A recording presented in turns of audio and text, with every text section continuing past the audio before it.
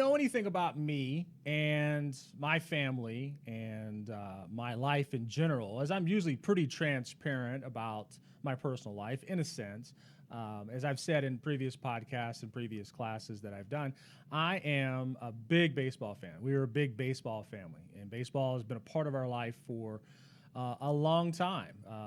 My son is now a senior in high school. He still plays baseball, and he's going to be off to college next year. And his baseball career is about to end. But as fans of the game and the sport, we're still pretty ingrained. In fact, and I think I've mentioned this before, when I'm not podcasting and I'm not a professor, I'm a part-time umpire, and I spend time out on baseball fields umpiring the game. And I have moved up even. I umpire high school baseball now. But my point is that we love baseball. And I was just talking with my son about this the other day when we were talking about baseball. Baseball season's upon us. This is the first week back. So we're all excited about opening day. We're coming out of spring training. And I was thinking about this from a leadership context, because that's where I'm going with this. And I was thinking about, baseball, they have 40 players on their roster. Ultimately, when they go through spring training, and they have, the guys that need to make the team, want to make the team, or the guys who are on the team because they've signed big contracts and they're the stars. It's the manager and the general manager and the ownership of the team. It's their responsibility to try to narrow things down based upon your needs, what the team needs, pitching, hitting, fielding, all the aspects of the game. And they look at their roster and they look at who they've got, who's coming up, who they might lose. There's so much that goes into selecting the right people to be part of the team for the foreseeable season. So one of the things I was talking with my son about is like, sure, you absolutely have your superstars, and you can point them out and you know who they are, and they're the ones that make the big dollars and the big contracts, and they're the ones in the highlight films, and they're the ones covered by the big sports networks, and they're the ones in the commercials doing the endorsement deals. You know who they are.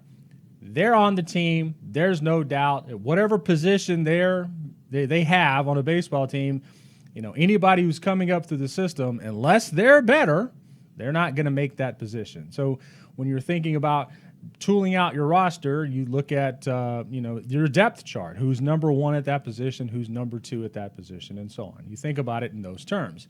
And then you think about the players that they're still developing. They still got a lot to learn. They still have a lot of practice and a lot of work and maybe a lot of talent development to come behind their game. And maybe they clearly are good players, but they're just not quite there yet. So you've got that group. And I put this back in a context when I was a school principal. I thought about this as the key players oftentimes aren't the superstars, and they're not necessarily the ones that you're trying to grow. It's that middle group. Now, I call that middle group the grinders. They're just people that are in there. They're not superstars, but they've been there a while, and they understand how things work. They understand the systems. They understand the way we do things. They also understand how things need to get done.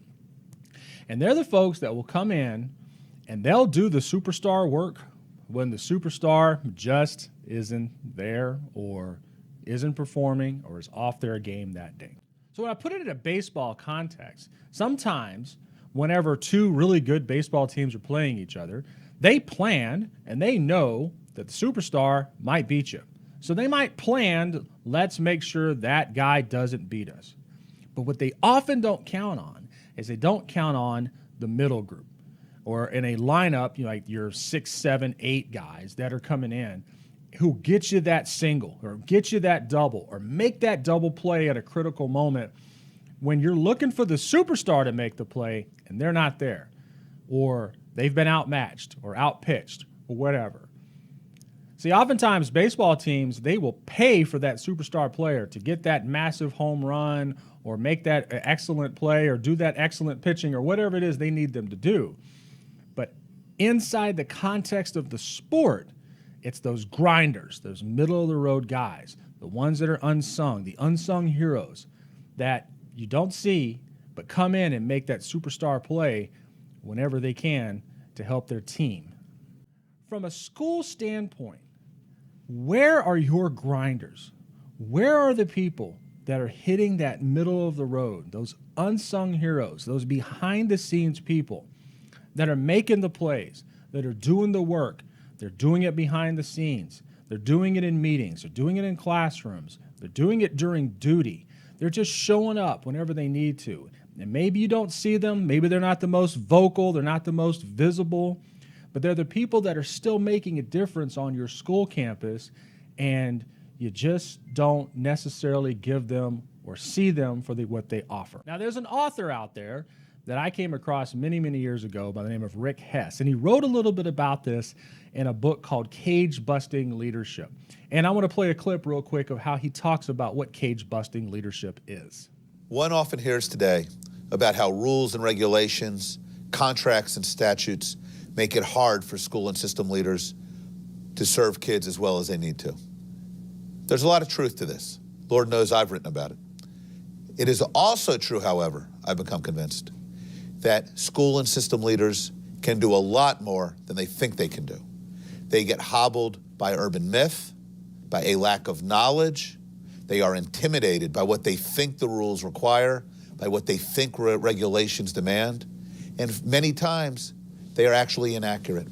Part of the problem here, a big part of the problem, is that I think when we talk about education leadership today, when we train leaders, when we work with leaders, we focus only on half the leadership equation. We talk a lot in education about instructional leadership, about the quality of pedagogy and curricula and instruction. And Lord knows these things are important. But it's equally important, I would argue, for our leaders in schools and systems to know how to go ahead and change the way that schools operate, to change these organizations, to use talent differently, to make optimal use of time. And this requires that they not be hemmed in by familiar routines regarding how staffing is done, how school time is organized, how dollars are spent, but they too rarely get the advice or the support they need to actually rethink those old routines. Cage-busting leadership is about exactly that. It's about the barriers that get in the way. It's about opportunities to blow through those barriers. And it has hundreds of examples from school and system leaders across the country who have figured out and shown the way to do some of this important work. Now, in his book, Dr. Hess talks about how principals need to sort of figure out a way to reshape the system. You know how the system works. You've been part of it. You understand it. You go to school to be, ingrained in it. In fact, if you're taking my 53-23 class right now, it's all we're talking about. It's the systems that make the school work. Being a school leader isn't always about just keeping the trains running on time. You have all the training in the world to do that, understanding each of the systems and how they conflict with one another or impact one another if changes are made. But in order to really manipulate the system to make sure that you're doing something different, something special, something unique, to push forward to student success, it's being able to recognize those special individuals, those grinders, the ones that can get you the base hit when you need it the most, to put it back in a baseball context. That's what real cage-busting school leadership is about. Finding ways to use every tool that you have to change the game, to change the system, to do something different that no one's doing, and recognizing the people, the powerful individuals that make those things happen. It's not always your superstars. Your superstars might get you to where you want to go, but it's going to be those cage-busting individuals, those grinders, that are going to put you over the top.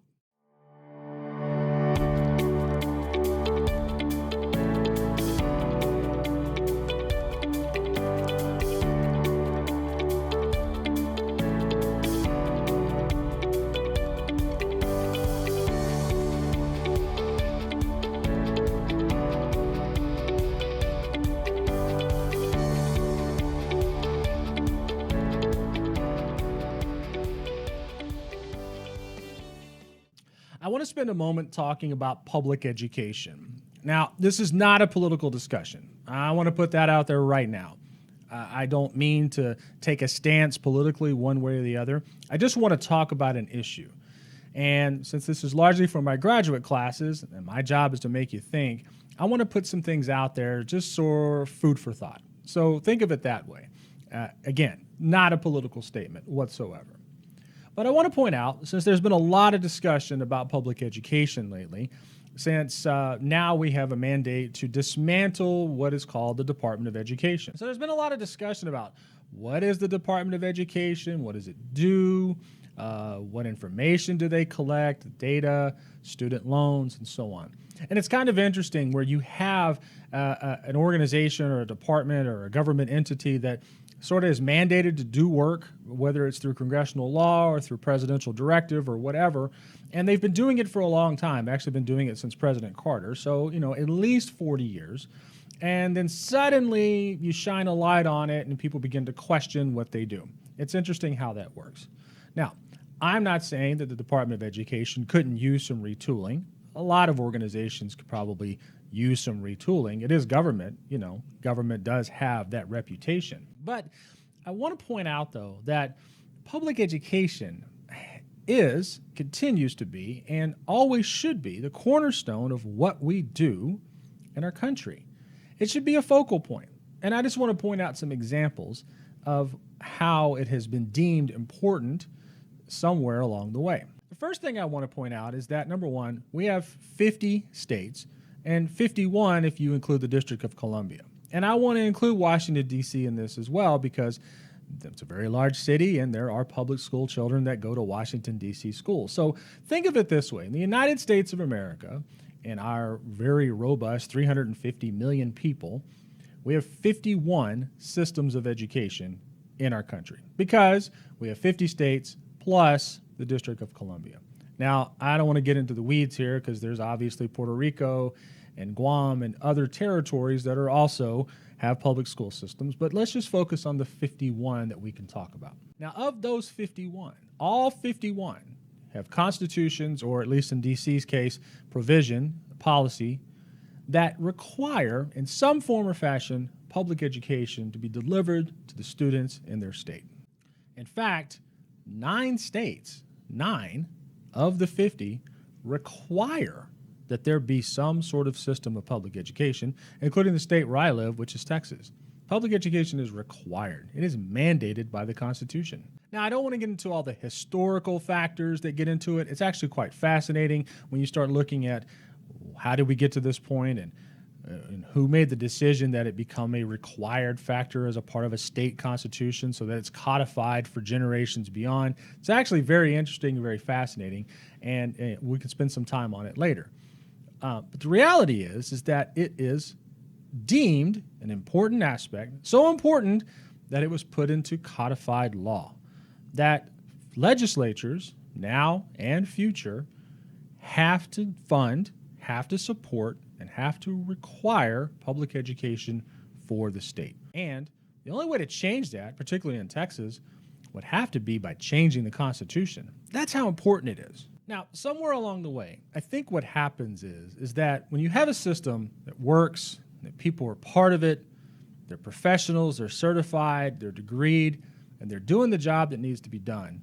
One thing that I've always told my students, and I want to remind everybody here, is that because you are a public entity and the tax dollars are used in order to fund the work that you do, your salaries and the schools and electricity and everything that's required to run public education, you unfortunately, or fortunately, depending on how you want to look at it, always have a flashlight shining on you from the public. And as you should.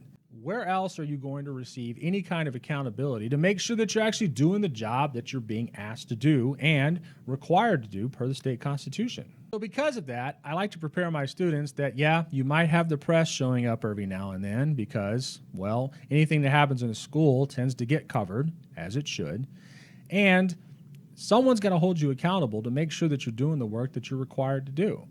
So there are entities and there are systems and there are things put in place in order to make sure that that happens. In fact, in Texas, it's called the Texas Education Agency. And even going down from that, throughout all the school districts that we have in the state, each one has a school board, a publicly elected school board, nonpartisan individuals that hire and fire a superintendent, direct the tax rate, and help set the budget and the direction for the school district. So the public has an invested interest in what happens in their community.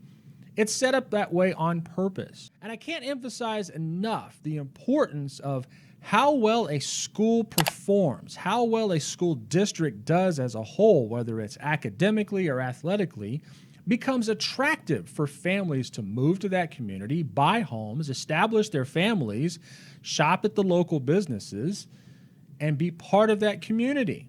Schools generally are the driving factor for that. If you ask people who are looking for, when they're looking for new homes and new communities, and they are new families with young children, and you ask them, what are you looking for? It generally is, I'm looking for a great school to send my children. And I heard that this was a great school and a great community. Very easy to ask many, many realtors who are showing homes in communities across the country. They'll be very quick to point out to young couples, hey, the schools are great in this community.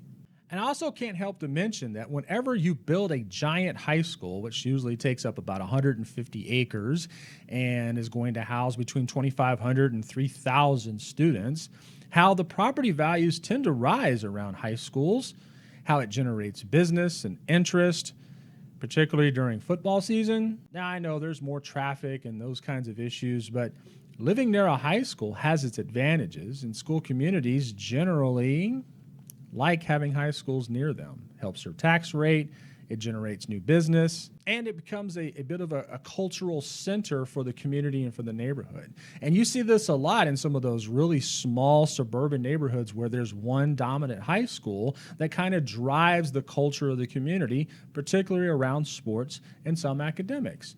People love their local high schools. There's no denying that.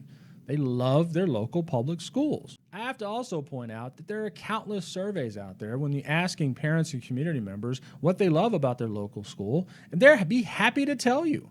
They'll tell you about the principal and the art program or the athletics program, and they always know what's going on locally. They'll tell you that their local public schools are really, really good. What I'm really saying here is that there's generally a lot of confusion about who's involved in our public schools and who makes the decisions, and then there's the federal government's involved in our public schools or the state government's involved, and then there's a lot of terms that are thrown around here and there about what should be banned and what should not be banned and what should be taught, what shouldn't be taught.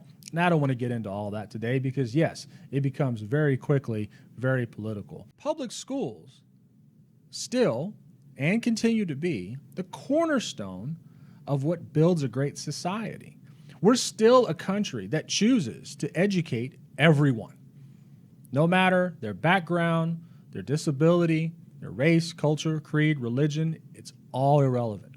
We welcome all students into our public schools. There are a lot of countries that can't say that.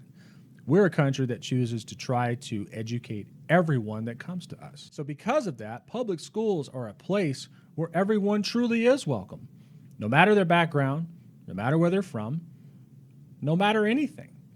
It's a welcoming place for everyone to have that same opportunity to be educated, because that is a fundamental right.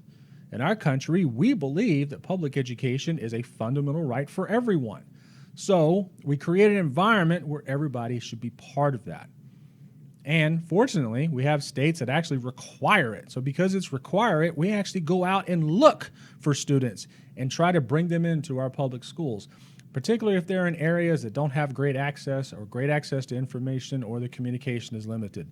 School districts actually have to go out and find children to make sure that they know that they are welcome to come to their local public school. The reality is that public education is doing the job with the resources that they're given at the present time. We really are doing the best that we can while we're fighting through teacher shortages and funding shortages and curriculum shortages. It really is tough sometimes to be in public education. But we have amazing people who are out there running our schools, handling the teaching, and doing the best for our kids the best way that we know how. I'm a very proud product of public schools. And then when I went into teaching, I taught at public schools. And I've seen the power of great teachers and what it can do for building relationships for students and really connecting, watching the light bulb come on, and helping students achieve their true potential. Those are the stories that we're not telling. Those are the stories that aren't being covered in the media. All we hear is the bad stuff. The scores are down, or the funding is limited, or the shortage of teachers, and nobody wants to do the job. Or the politicians that come in and want to change and dismantle everything without actually asking an educator a single question about what happens in that school building. It's quite frustrating sometimes. Policy direction and procedural direction should come from the experts. It should come from people who have actually done the job, have the degrees, have the certification, and understand what it means to be in a public school, instead of people, the keyboard warriors, who, because they sat in a school building at one time in their life, think they know how the entire thing works. What we really need is more people being vocal, educators taking back the mantle. Your teachers, teach, tell people, let people know. Federal government doesn't direct curriculum, never have and they never will. We're limited on our funding. We need more teachers. Educators should own the facts, take the facts back, share the right information. Let people know that what they're getting from whatever media source that they consume is likely wrong or incorrect or misdirected. It's time for educators to take back the information. Start sharing the right things that are happening in our public schools. Start sharing the good news, the good things, the great things that are happening. It was frustrating to watch all of our teachers go from heroes to pariahs during the COVID era. But for some reason, this country disrespects our public employees, whether it's in our hospitals or in our schools. So I think it's time educators take that back. Let's start talking about the value of public schools, the cornerstone of our society. It's codified in 50 state constitutions that we have some sort of system of public education. And now as we press forward into a new century with new technology, it's not the time to destroy it. Let's improve it, retool it, make it better, invest in it, help our teachers, support our students, and remind our parents that you're part of this too. Come to our schools, be part of what we're doing. It's time to change the narrative. Educators need to take it back.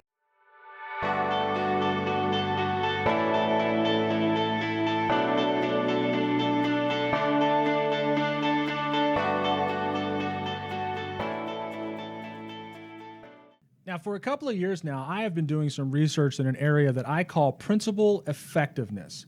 And what principal effectiveness is that we know what makes a great principal, but what makes a bad principal? So a couple of years ago, I did some research asking that exact question. And what I wanted to know, was there a teacher or teachers out there that left a school because their principal just wasn't any good? And if they did, I wanted to know why. So out of that, I created a principal effectiveness rubric, trying to understand what makes an effective principal. We know what makes a great principal. There's lots of research on that. But based on information given to me about what is a bad principal or an ineffective principal, I created a system to try to figure out what makes an effective principal. And I have 4 domains. So I want to cover the first domain here so that we can talk about what makes an effective principal. So domain 1 of my rubric is actually professionalism and ethics. And a lot of the things that I found in my research that was given to me from teachers was that most of the time, a lot of the time, they had a principal who was very, very unprofessional. So when I broke down the data, I found 4 areas that we can talk about that could really improve your effectiveness as a principal if you're struggling in these areas. So let's take a look at each one. The first one seems kind of obvious, but apparently a lot of principals had trouble in this area, and that was professional appearance. A lot of teachers in my study said that their principals came to work sloppy, dressed in pajama pants sometimes, and we're not talking about those special Fridays where you're having dress-up days.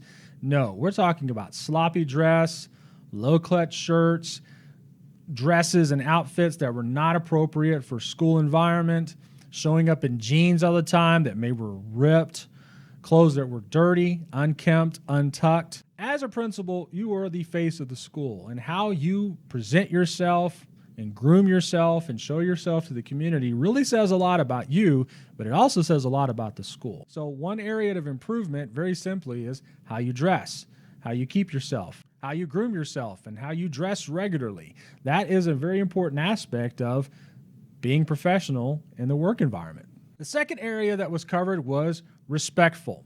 Now, respect has a varying definition for a lot of people, but at least in my research, what we found was that teachers want to be treated with respect, understanding that they too also have degrees and are certified and are professional as well, and many of them simply want to be treated as such. What this really means is that principals aren't using their authority to belittle the people that work for them. Teachers don't want to work in a boss manager sort of environment. They want to work in a respectful environment that's collaborative and supportive, and everybody participates in some sort of way, where ideas are heard and shared, and they're not stepped on, or they're not yelled at, or they're not dismissed as someone that's not important. Apparently, the teachers in my study found that they had some principals that simply did that. Maybe they're the know-it-all, be-it-all kind of person, and ideas weren't really accepted from leadership. Respectful for the people in my study also felt that the principal should talk to them a certain way, not use harsh language, profanity, or cuss, things like that. They found it disrespectful, or maybe they just got a little too loose in some of the meetings and maybe a little too personal. You still have to conduct yourself in a professional way, in a professional manner, and being respectful is a big part of that. The third area of professionalism and ethics is personality. Now, this doesn't necessarily have to be one of those things that you either you have it or you don't.